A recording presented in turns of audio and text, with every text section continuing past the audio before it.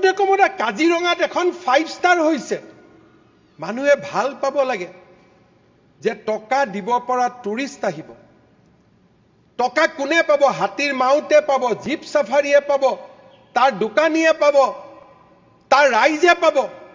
বেলেগ ৰাজ্যত মাতি আনে, জিম কৰবেট পাৰ্কৰ ভিতৰত 5 ষ্টাৰ বনাইছে। গুজৰাটত ফৰেষ্টৰ ভিতৰত টাটাই 5 ষ্টাৰ বনাইছে। কেনিয়াত ফৰেষ্টৰ ভিতৰত এয়াৰপোৰ্ট বনাইছে।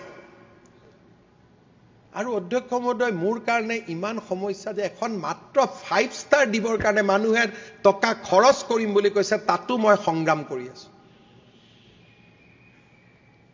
আজি কোনেও বিচৰা নাই যে কাজিৰঙা জীপ সাফাৰী সকলে বৰ্তমানৰ 1200 টকাৰ জায়গা 2000 টকা পাব।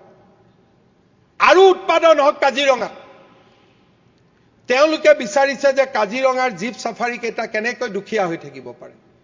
কাৰণ 5 ষ্টাৰ আহিলেতো ধনী মানুহ আহিব, পইচা বেছি দিব। দুখীয়া হৈ থাকিলেহে আন্দোলন হ'ব, ধনী হলেতো আন্দোলন নহব।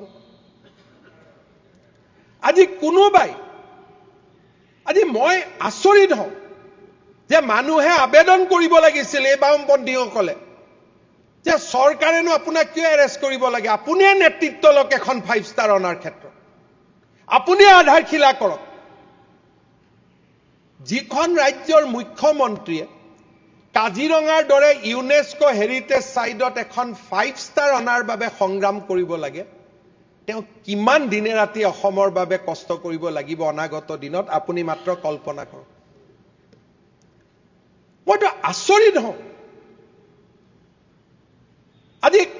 আজি এইবিলাকতো নতুন কথা নহয়। সুন্দৰবনত 5 ষ্টাৰ আছে, জিম কৰবেটত 5 ষ্টাৰ আছে, ৰন্থাম্বাৰত 5 ষ্টাৰ আছে। কোনখন টুৰিষ্ট প্লেচত 5 ষ্টাৰ হোটেল নাই? আজি শ্বিলঙত 5 ষ্টাৰ হোটেল আছে, চেৰাপুঞ্জীত 5 ষ্টাৰ হোটেল আছে। আমাৰ কাজিৰঙাত কিয় 5 ষ্টাৰ হোটেল থাকিব নালাগে? পৰ্যটক আহিব নালাগে?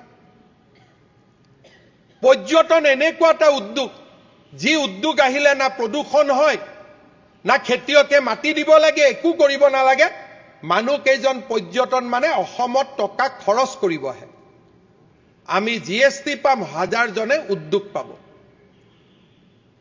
আপোনালোকে কওক যে কাৰোবাৰ যদি মাটি গৈছে, আপোনালোকে ক্ষতিপূৰণ 10 লাখৰ জায়গাত 20 লাখ দিয়ক, তাততো কাৰো আপত্তি নাই অধ্যক্ষ মহোদয়। যদি কাৰোবাৰ সঁচাই মাটি গৈছে, তাক আন এটা জায়গাত মাটি দিয়ক।